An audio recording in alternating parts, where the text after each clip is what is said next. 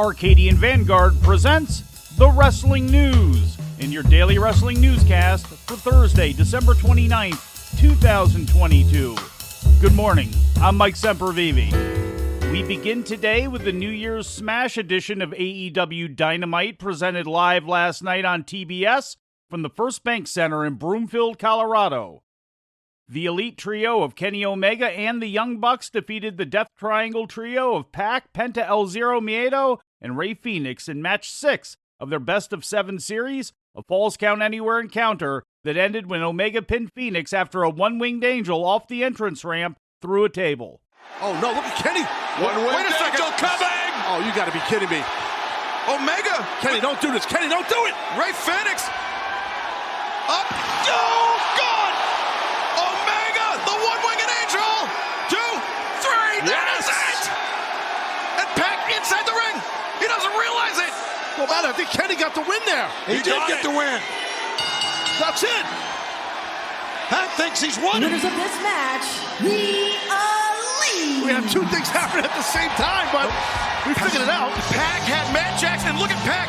He is very obviously furious.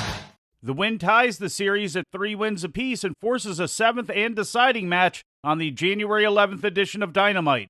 In the main event, Samoa Joe successfully defended the TNT Championship against Wardlow, putting him out with a coquina clutch.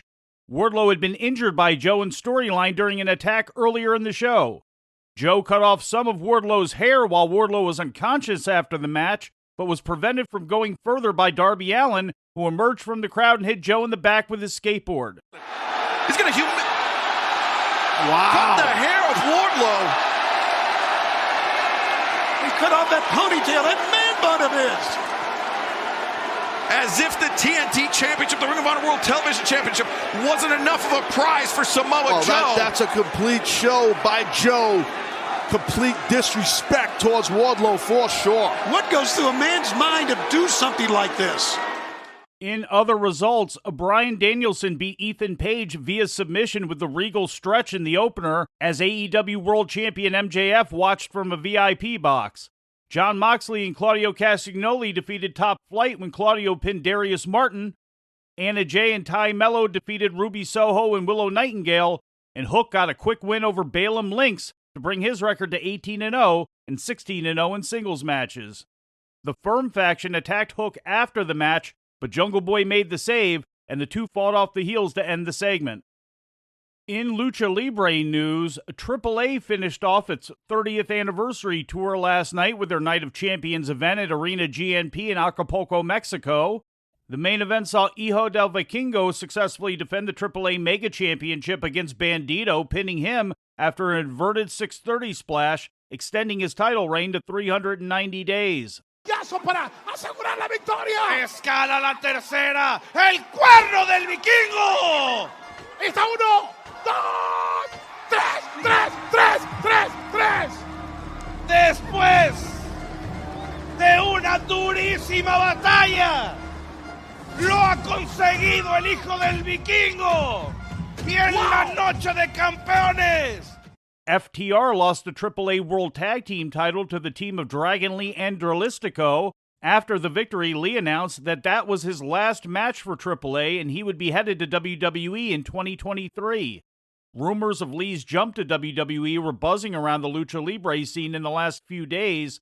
On his Twitter account, Triple H called the 27-year-old second-generation wrestler, quote, an unbelievable athlete who has collected accolades and held championships across the globe, and he's just getting started. The next chapter of Dragon Lee's career begins with NXT. The loss ends FTR's reign at 439 days, which is the third longest tag team title reign in AAA history, despite only defending their belts on 5 occasions since winning them in October of 2021.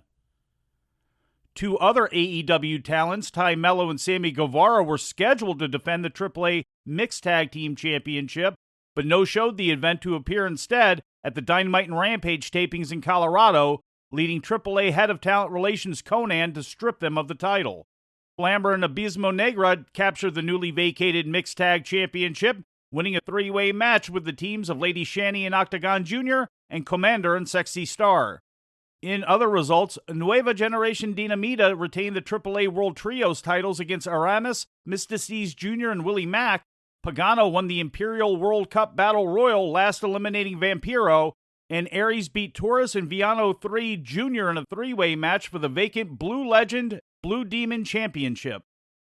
In ratings news, the Best of 2022 recap episode of Monday Night Raw that aired last Monday drew the lowest rating in the 30-year history of the show, with an average of 1.075 million viewers tuning in to watch it on the USA Network. That's according to Showbuzz Daily.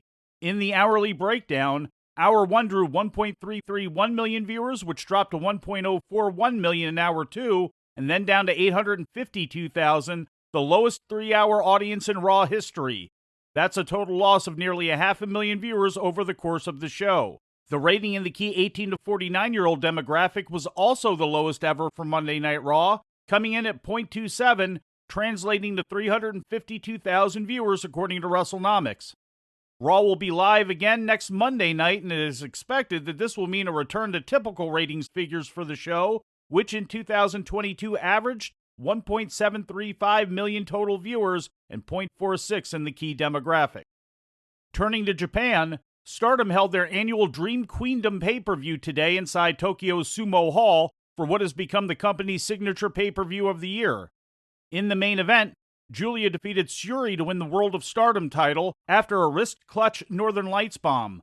Syuri held the company's top championship, colloquially known as the Red Belt, for a year, winning the title during last year's Dream Queendom event on December 29, 2021. She made 10 successful defenses before this morning. This is Giulia's first time winning the title. She had won the company's annual 5-star Grand Prix tournament in October to earn her shot. Also on the show, Saya Kamitani retained her Wonder of Stardom title over Haruka Umiyasaki, who wrestles for Pro Wrestling Diana. This was her 12th successful defense.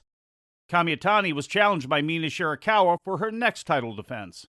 In a hardcore match for the Artist of Stardom Trios Championship, the Prominence group of Risa Sera, Suzu Suzuki, and Kurumi Hiragi defeated the Oedo Tai faction of Momo Watanabe, Starlight Kid, and Saki Kashima to win the titles when Suzuki pinned Kashima after a rolling German suplex.